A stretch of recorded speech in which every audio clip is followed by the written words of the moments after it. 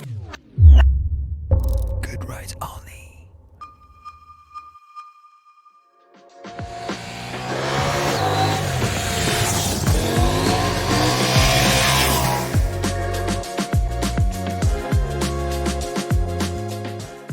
Bonjour à tous.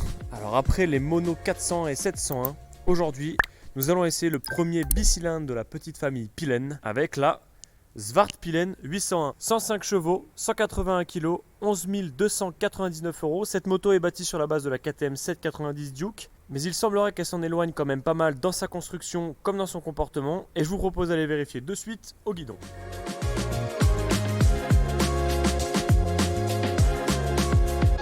C'est parti, bienvenue à bord de la Husqvarna Zwart Pilen 801, le premier bicylindre de la famille Pilen.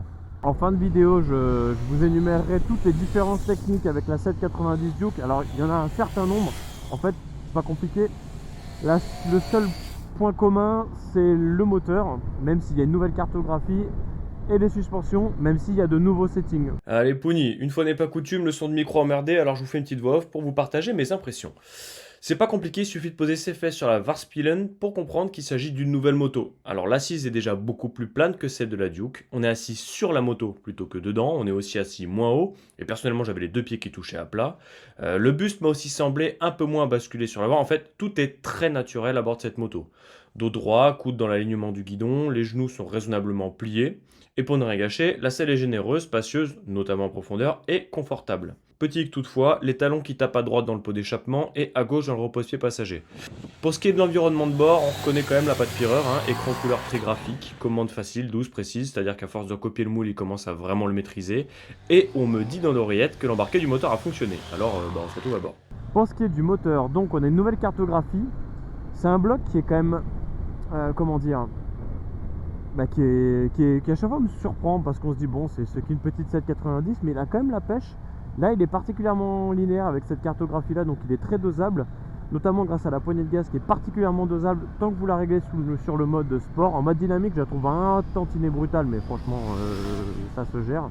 Et rupt à 9000 tours, là vous voyez je suis en seconde, on a 50, allez je me mets en 6ème, fin le test. Ouais, ça cogne un peu à 40, allez, voilà.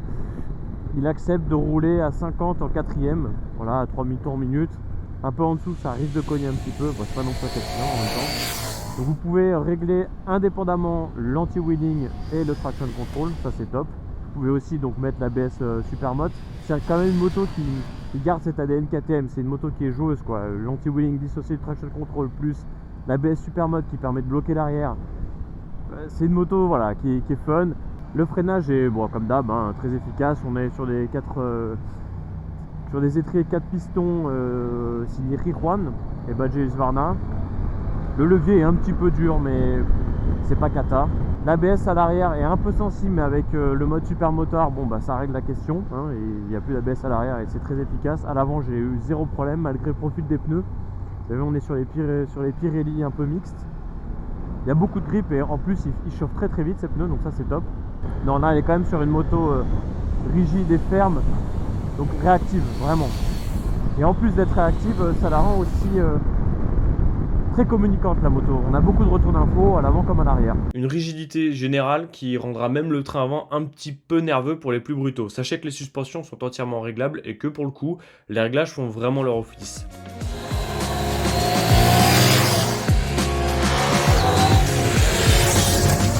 Allez, avant de conclure, je vous propose de faire une petite revue de détail. Donc le moteur qui est donc le même que la 790 Duke, 103 chevaux, avec un shifter d'origine en revanche sur celle-ci et une nouvelle cartographie. En termes de design, la partie la plus intéressante, je trouve que c'est la boucle arrière sur laquelle ils ont directement collé les selles. Confortable au passage, par contre la chute ça doit coûter cher parce que ça c'est de l'alu. Parmi les nouveaux éléments, donc on a un nouvel échappement, ils ont bien soigné les détails. Sachez d'ailleurs que ce moteur est fabriqué par CF Moto en Chine. J'attire juste votre attention sur la roue avant, on est bien sur du 17 malgré l'orientation un petit peu scrambler.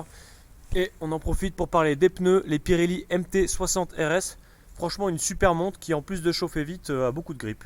Les fameux nouveaux commodos de chez KTM qui sont hyper ergonomiques.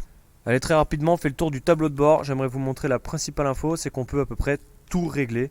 Alors une fois que vous vous mettez sur le mode Dynamic, c'est en gros le mode configurable autant que vous voulez. On peut régler donc le traction control, enfin le contrôle de traction actif sur l'angle, la réponse de la poignée de gaz, l'anti-wheeling. On peut aussi régler l'ABS en déconnectant l'ABS à l'arrière, le mode Supermot, et le MTC, donc le traction control. Allez, on conclut sur une petite info. J'ai posé la question de pourquoi est-ce qu'ils n'ont pas choisi tout simplement le bloc 890 comme il y a dans la 801 Norden. C'est tout simplement parce qu'ils estimaient que pour l'orientation de ce modèle, ils n'avaient pas besoin d'un moteur aussi gros, aussi cher que celui de la 901 Norden. Donc bon, voilà, ils sont partis sur le petit 790.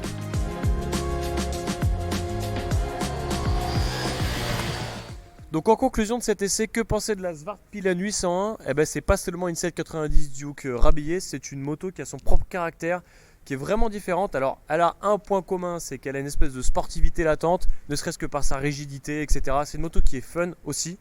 En termes de concurrence, en face on va avoir la Yamaha XSR 900 à 11 499 €. On a aussi la Honda CB 650R à 9 149 €. Donc voilà, il y a beaucoup de concurrentes en fait.